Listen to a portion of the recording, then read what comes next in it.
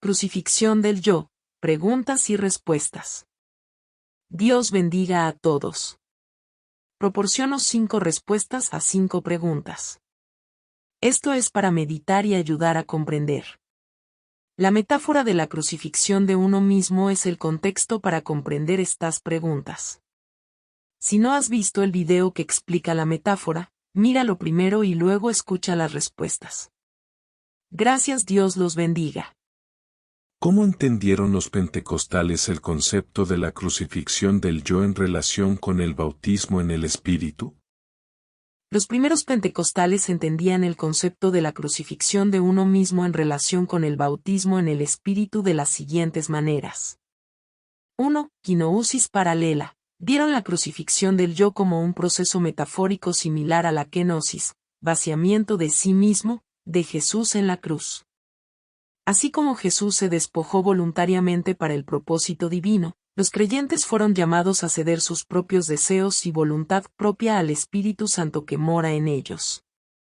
2. Rendición y sumisión. Esta crucifixión del yo implicó una rendición radical de las ambiciones, deseos y autodeterminación personales.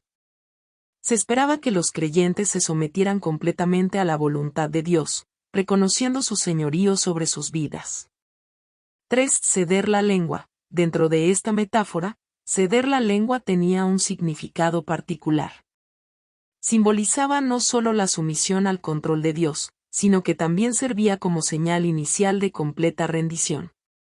La glosolalia, hablar en lenguas, a menudo se consideraba un signo de receptividad y sumisión al Espíritu de Dios. 4. Empoderamiento para el servicio. Los primeros pentecostales creían que a través de esta crucifixión del yo, los creyentes serían llenos del poder y la presencia del Espíritu Santo. Este empoderamiento no fue solo para la edificación personal sino también para un servicio cristiano eficaz, incluida la capacidad de testificar de Cristo. 5. Unidad con Cristo. La entrega de la voluntad propia se consideraba un medio para unir la vida y el propósito del creyente con la misión de Cristo. Se consideró un evento transformador, que alineaba el viaje espiritual de uno con la obra redentora de Cristo. Los primeros pentecostales consideraban que estas creencias eran fundamentales para su comprensión del bautismo en el Espíritu. No era simplemente un concepto teológico sino una experiencia vivida, que enfatizaba el encuentro personal, la transformación y el empoderamiento a través del Espíritu Santo. 2. ¿Cuáles eran las prácticas de pasar hambre, demorarse y rendirse, y cómo se relacionaban con buscar el bautismo en el Espíritu? Las prácticas de pasar hambre, demorarse y rendirse eran componentes esenciales de la búsqueda del bautismo en el Espíritu entre los primeros pentecostales. Así es como estas prácticas se relacionan con la búsqueda del bautismo en el Espíritu. 1. Hambre de más de Dios. El hambre se refería a un profundo anhelo espiritual y al deseo de una relación más cercana con Dios. Los primeros pentecostales creían que esta hambre era un precursor de recibir el bautismo del Espíritu Santo. Implicaba un deseo ferviente de experimentar más de la presencia, el poder y la unción de Dios en la vida de uno. 2. Demorarse, esperar, el Espíritu Santo. Demorarse, o esperar en el Señor, era una práctica en la que las personas dedicaban tiempo a la oración, buscando la llenura del Espíritu Santo. Este periodo de espera estuvo marcado por intensa oración, adoración y expectación. Los pentecostales se inspiraron en los discípulos que esperaban en el aposento alto de Jerusalén, como se registra en Hechos 2. Creían que, al igual que los discípulos, debían esperar el tiempo del Espíritu Santo. 3. Entregarse. Entregarse era el acto de entregar la voluntad, los deseos, las ambiciones y el autocontrol por completo a Dios. Estaba estrechamente ligado a la metáfora de la crucifixión de uno mismo.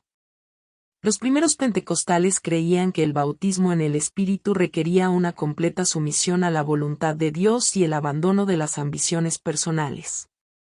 Esta entrega se extendió a todos los aspectos de la vida, incluida la lengua. Estas prácticas fueron vistas como actos de fe y obediencia. El hambre reflejaba un deseo genuino de tener más de Dios, La demora reflejaba una expectativa paciente y la rendición representaba una entrega total. Los primeros pentecostales creían que estas acciones posicionaban a las personas para recibir la presencia interior del Espíritu Santo, lo que conducía al bautismo con el Espíritu. Es importante señalar que estas prácticas fueron esfuerzos iniciados por los buscadores, pero los primeros pentecostales también enfatizaron el papel de la iniciativa divina. Creían que si bien los individuos tomaban estos pasos, la experiencia real del bautismo en el Espíritu dependía en última instancia de la obra soberana del Espíritu Santo. La evidencia inicial del bautismo en el Espíritu, según su doctrina, a menudo era hablar en lenguas, lo que creían que era el resultado de la llenura del Espíritu Santo. ¿Cómo veían los primeros pentecostales el acto de ceder la lengua como una señal de sumisión a Dios? Los primeros pentecostales veían el acto de ceder la lengua como una señal significativa de sumisión a Dios y al bautismo en el Espíritu. Esta creencia estaba estrechamente ligada a su comprensión del relato bíblico del día de Pentecostés en Hechos 2. Así es como interpretaron y enfatizaron el papel de la lengua en este contexto. 1. Base bíblica. Los pentecostales señalaron el relato de Hechos 2, donde los discípulos, al recibir el Espíritu Santo, comenzaron a hablar en otras lenguas, idiomas, según el Espíritu les daba que hablaran. Vieron esto como la evidencia inicial del bautismo en el Espíritu, que era una experiencia distinta de la conversión o el bautismo en agua. Este evento bíblico sirvió como ejemplo fundamental para los primeros pentecostales. 2. Señal de rendición. Ceder la lengua se consideraba un poderoso símbolo de rendición al control de Dios. Así como los discípulos cedieron su lengua para hablar en idiomas que no conocían, los creyentes que entregaron su lengua simbolizaron su voluntad de permitir que el Espíritu Santo tomara el control de su habla. Significó una entrega de la voluntad personal y la autoexpresión a lo divino. 3. Señal de sumisión completa. Los primeros pentecostales creían que el bautismo en el Espíritu requería sumisión completa a Dios en todos los aspectos de la vida, incluida la lengua. Al permitir que el Espíritu Santo controlara su discurso, los individuos demostraron su obediencia a la voluntad de Dios. Esta sumisión no se limitó a las palabras dichas en el culto público, sino que se extendió a la oración privada y a la comunicación con Dios. 4. Evidencia inicial. Si bien hablar en lengua se consideraba la evidencia inicial del bautismo en el Espíritu, los primeros pentecostales no lo veían como la única evidencia.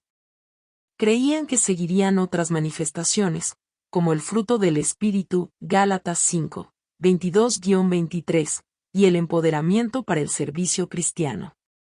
Sin embargo, hablar en lenguas fue la primera señal exterior de la llenura del Espíritu Santo. 5. Símbolo de vitalidad espiritual. Hablar en lenguas era visto como un signo de vitalidad y poder espiritual. Los primeros pentecostales creían que permitía a los creyentes orar y adorar de una manera que trascendía las limitaciones humanas, permitiendo que el Espíritu intercediera por ellos. Romanos 8, 26-27. En general, ceder la propia lengua al hablar en lenguas era fundamental para la comprensión pentecostal temprana del bautismo en el Espíritu. Simbolizaba la rendición, la sumisión y la creencia de que la presencia del Espíritu Santo se manifestaba tangiblemente en la vida del creyente.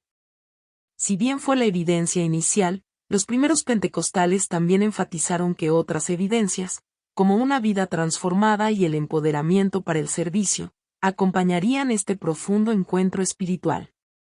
4. ¿Cuál fue el papel del empoderamiento personal y los dones espirituales en la comprensión pentecostal del bautismo en el Espíritu?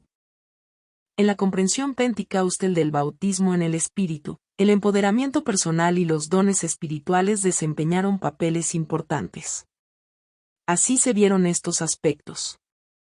1. Empoderamiento para el servicio cristiano. Los pentecostales creían que el bautismo en el Espíritu empoderaba a los creyentes para el servicio y testimonio cristianos. Se inspiraron en Hechos 1:8, donde Jesús dijo a sus discípulos: «Pero recibiréis poder, cuando haya venido sobre vosotros el Espíritu Santo, y seréis mis testigos en Jerusalén, en toda Judea y Samaria, y hasta el fin del mundo». La tierra. Este empoderamiento fue visto como esencial para un ministerio y evangelismo efectivos. 2. Manifestación de los dones espirituales. Los pentecostales enfatizaron la manifestación de los dones espirituales como evidencia de la presencia del Espíritu Santo. Estos dones, a menudo denominados charismata, incluían hablar en lenguas, profecía, sanidades, milagros, discernimiento y otros mencionados en pasajes como 1 Corintios 12. Los primeros pentecostales creían que estos dones no se limitaban a la era apostólica sino que estaban disponibles a los creyentes contemporáneos a través del bautismo en el Espíritu. 3. Fruto del Espíritu. Además de los dones espirituales, los pentecostales también enfatizaron el desarrollo del fruto del Espíritu, Gálatas 5, 22-23, como evidencia del bautismo en el Espíritu. Este fruto incluye amor, alegría, paz, paciencia, bondad, fidelidad, mansedumbre y dominio propio. Los pentecostales creían que la obra del Espíritu Santo en la vida de un creyente daría como resultado que estas cualidades se hicieran cada vez más evidentes. 5. ¿Cómo pueden los pentecostales conectar la crucifixión del yo y la oración glosolálica con el concepto de kenosis, vaciamiento de sí mismo, y participación en la naturaleza de Cristo? Algunos pentecostales han conectado la crucifixión de uno mismo y la oración glosolálica con el concepto de kenosis, vaciarse de sí mismo, y participación en la naturaleza de Cristo a través de un marco teológico que establecía paralelos entre sus propias experiencias y el vaciarse de sí mismo de Cristo. Así es como hicieron estas conexiones. 1. Crucifixión del yo como kenosis. Los pentecostales pueden ver la crucifixión del yo como un acto voluntario de vaciamiento de sí mismo, similar a la kenosis de Cristo descrita en Filipenses 2, 7-8, sino se despojó a sí mismo, tomando forma de vínculo, siervo, y hecho semejante a los hombres. Hallándose en apariencia de hombre, se humilló a sí mismo haciéndose obediente hasta la muerte, y muerte de cruz. En el acto de entregar nuestros propios deseos, ambiciones y voluntad propia al Espíritu Santo, se puede creer que participamos en una forma de kenosis. 2. Oración glosolálica como kenosis. La oración glosolálica, o hablar en lenguas, se considera un acto de vaciamiento de uno mismo ante Dios. Así como Cristo se despojó por el bien de la humanidad, los creyentes se despojaron en este acto de adoración y entrega. La incomprensibilidad del habla glosolálica simbolizaba una rendición de la comprensión y el control humanos, permitiendo que el Espíritu Santo hablara a través de ellos. Esto fue visto como una manera de imitar el anonadamiento de Cristo. 3. Participación en la naturaleza de Cristo. Teosis a través de este proceso de vaciamiento de uno mismo y entrega al Espíritu Santo. Algunos teólogos pentecostales creen que podemos participar en la naturaleza de Cristo. Ven un paralelo entre sus propias experiencias de ser llenos del Espíritu Santo y la presencia interior de Cristo. Esta participación en la naturaleza de Cristo a menudo se describe como una forma de teosis, un concepto teológico que enfatiza la unión de los creyentes con la naturaleza divina a través de la obra del Espíritu Santo. Al convertirse en vasos del Espíritu, creían que participaban de la naturaleza y el carácter de Cristo. Por favor, medite sobre estas 5 preguntas respondidas. Estas preguntas se dan para ayudarnos a reflexionar sobre la importancia de la metáfora de la crucifixión del yo. Para entender estas preguntas primero es necesario entender la crucifixión del yo desde el pentecostalismo temprano. He proporcionado videos anteriores que explican la metáfora de la crucifixión del yo. Dios les bendiga y por favor comparta el video con hermanos y amigos. Gracias.